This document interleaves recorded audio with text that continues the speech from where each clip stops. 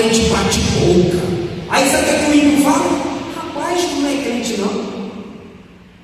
Aí a pessoa passa dela. Por quê? Está dizendo que o crente ele não pode ser iracundo. Ele não pode ser aquele crente brabo, cheio de ira, cheio de raiva. Não, ele está dizendo aqui que o crente, que o obreiro, que o pastor, que o presbítero, que o bispo tem que ser pessoas que têm equilíbrio. Glória a Deus. Porque senão não produziu o fruto do Espírito. Augusto, por favor, leia aí Gálatas capítulo 5, Evangelista Augusto, Gálatas capítulo 5, versículo 22. Gálatas 5, 22. Para a gente, né? Gálatas 5, 22. Salve a amada igreja de uma santa e gloriosa Pai do nosso Senhor Jesus. Amém. Mas o fruto do Espírito é amor, gozo, paz, longanimidade, benignidade, bondade, fé, mansidão, temperança. Contra essas coisas não há lei. Então, quando um crente ele produz o fruto do Espírito, a palavra de Deus está dizendo que contra estas coisas não há lei. Porque está mostrando uma pessoa transformada, uma pessoa santificada. Sabe? Quando o crente ele tem esse fruto, tem o fruto do Espírito, aí vem as qualificações do fruto do Espírito: o amor, a paz, a longanimidade, a benignidade, a bondade, a fé, a temperança. Tudo isso o crente tem que ter. Irmãos, eu quero dizer algo para vocês. Quando vier aquela vontade de falar alguma coisa, ou que alguém querer me enfrentar, clame o nome de Jesus na sua mente, conta até 10, esfia a cabeça e não responda, porque o apóstolo Tiago disse que nós temos que ser apto para ouvir, tardio para falar e pregar. Porque quem fala demais perde a razão. Nós temos que ser, vamos escutar. Deixa a pessoa falar, falou, aí você escutou, aí você agora vai responder, porque aí o Espírito Santo, enquanto você está ouvindo, o Espírito Santo está trabalhando em você e já está te dando a resposta para você responder da forma correta. Por isso que o crente não pode ser iracundo. Outra coisa, o crente não pode ser dado ao vinho. Tem pessoas que dizem assim: não, pode beber um vinho, um golinho de vinho não causa mal nenhum, não. Um golinho de vinho, começa com um golinho, uma tacinha de vinho, daqui a pouco está com sangue de boi todinho, já seco, já está com o pé virado para o lado. Não, só uma tacinha de vinho, ou só uma cervejinha sem álcool. Daqui a pouco ele já está como é o nome daquela famosa? Daquela, como é que é o nome, rapaz? 51. 51. Já está no 51. Por quê? Ele começou com a tacinha de vinho. Irmãos, o próprio Jesus disse para a gente fugir da aparência do mal. A pessoa começa, mas é tão docinho o vinho, e toma uma taçazinha, daqui a pouco ele não se contenta só com aquela taçazinha, toma outra, daqui a pouco já está na metade da garrafa, daqui a pouco ele já está com a garrafa na boca. O obreiro, ele tem que ter esse cuidado. O crente tem que ter esse cuidado, porque senão, daqui a pouco está lá o crente desviado, porque bebeu vinho. Vinho tem álcool. Vinho tem álcool, então a pessoa tem que ter cuidado, não pode. Tem que fugir da aparência do mal. nem espancador. Não pode. Você já pensou? O crente está dentro da igreja, com a Bíblia debaixo do braço. Quando chega em casa, ele quer bater em todo mundo, ele quer bater nos filhos. A mulher está no meio também, desce um tapa na mulher, chuta o cachorro, chuta o gato. Irmãos, que crente é esse? Que irmão é esse? Que irmã é essa?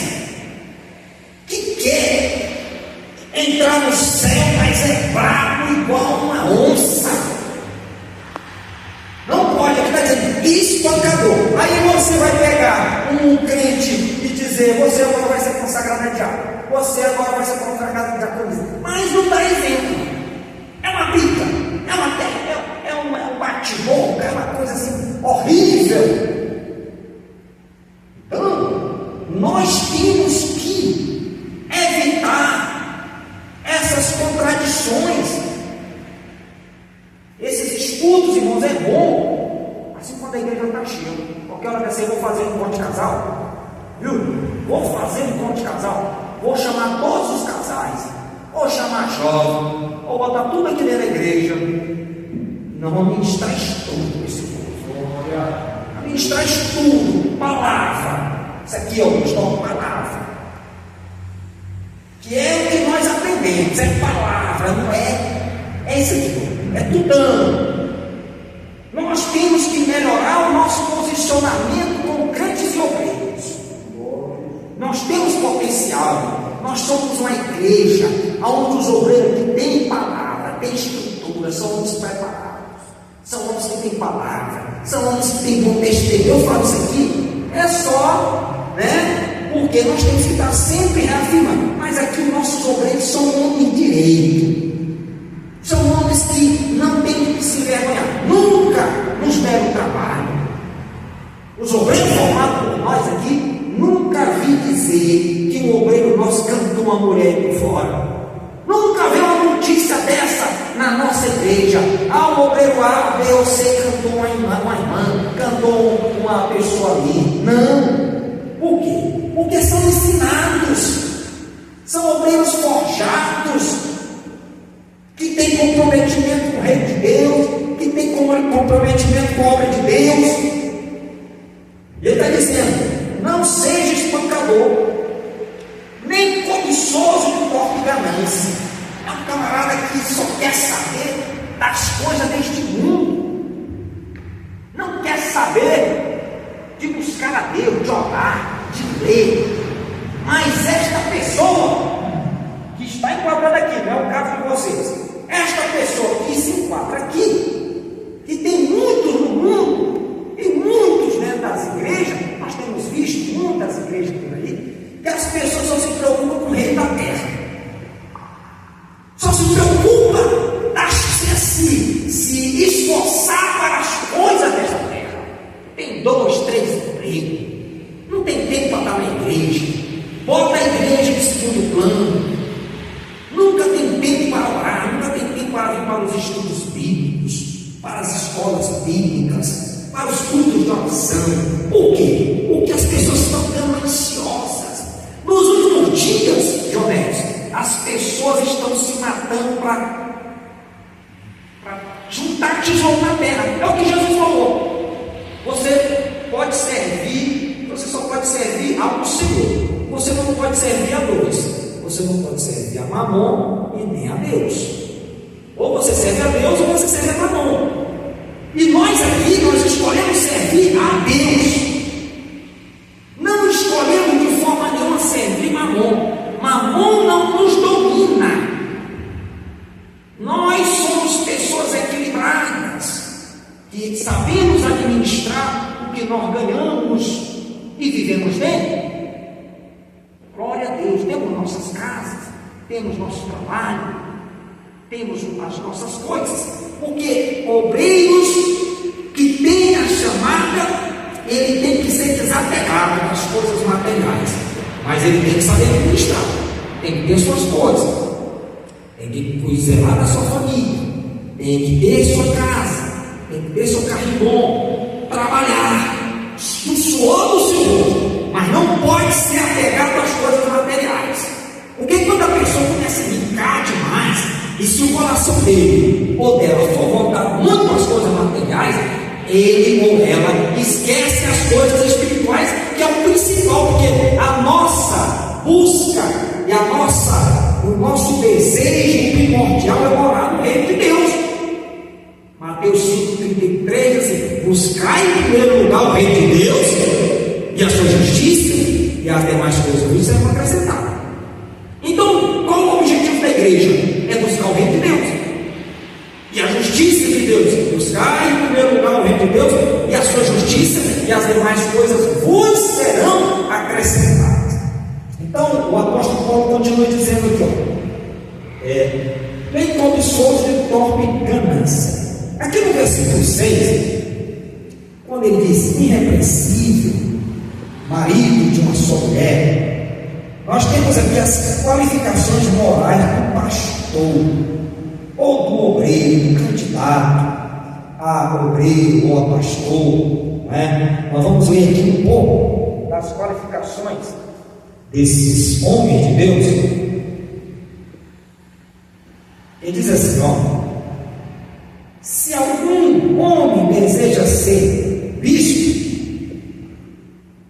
aquele que tem sobre si a responsabilidade pastoral, o pastor, deseja um cargo nobre e importante para ele. É necessário, porém, que essa aspiração seja confirmada pela palavra de Deus e pela igreja, porque Deus estabeleceu para a igreja certos requisitos específicos. Quem disser chamado por Deus para o trabalho pastoral deve ser aprovado pela igreja segundo os padrões bíblicos.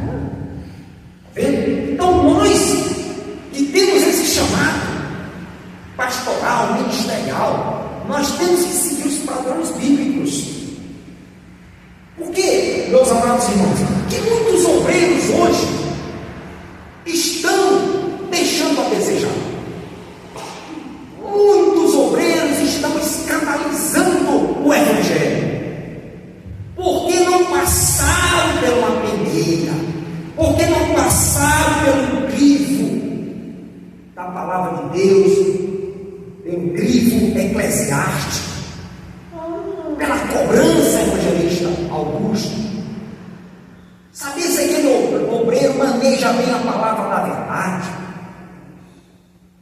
Se ele verdadeiramente tem conhecimento daquilo que ele está pregando, se ele não está só, falando ao vento, ou se ele tem conhecimento profundo da palavra de Deus, se ele tem um joelho calejado de oração.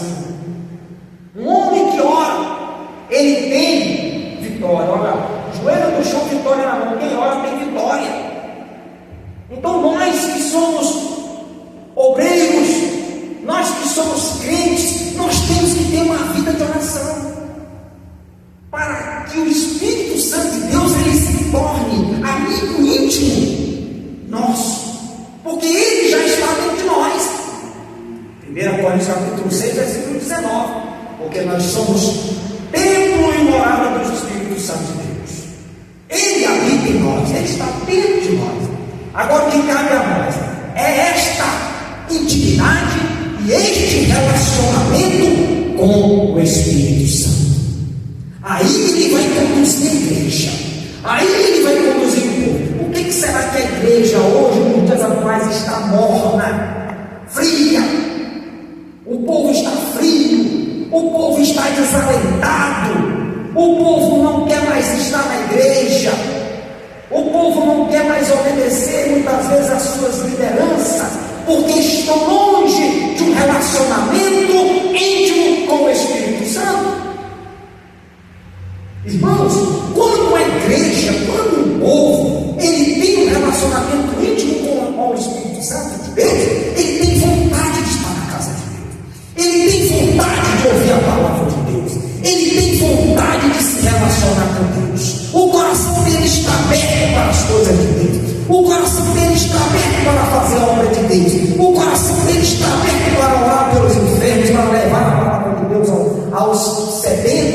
e amargurados, porque ele não se contenta em ter esta alegria só no coração dele, ele quer transmitir esta alegria para os outros, e é coisa boa. Você saber que o Espírito Santo de Deus está em você e que ele te conduz, assim como ele conduziu Jesus quando Jesus esteve na terra. Jesus se deixou levar pelo Espírito Santo. Ele foi até João Batista ser batizado. João Batista diz assim: Senhor, o Senhor vem até a mim, eu que deveria ter ido a ti. Jesus fala assim para ele: João Batista, deixa por agora, que seja cumprido em mim toda a justiça de Deus. Então, quando João Batista ele batiza Jesus, aparece o Espírito Santo de Deus confirmando em uma forma corpórea de uma pomba sobre Jesus, e a voz de Deus que diz assim: este é o meu filho amado em quem eu me comprazo, e que eu sinto prazer. Olha, que coisa gloriosa. Então, por isso que nós devemos, meus irmãos, buscar. Mas o irmão lá não busca, o irmão B não busca. Não buscar, não fazer a nossa parte. E nós podemos incentivar, influenciar toda uma igreja, toda uma nação, quando nós buscamos. Olha, eu achei muito lindo, debaixo dessa chuva, e vocês estão aqui, não é? Poderia muito bem dizer: eu não vou, está chovendo demais, porque está chovendo para os céus. Estava uma chuva próxima. Quando eu saí de casa, a chuva estava muito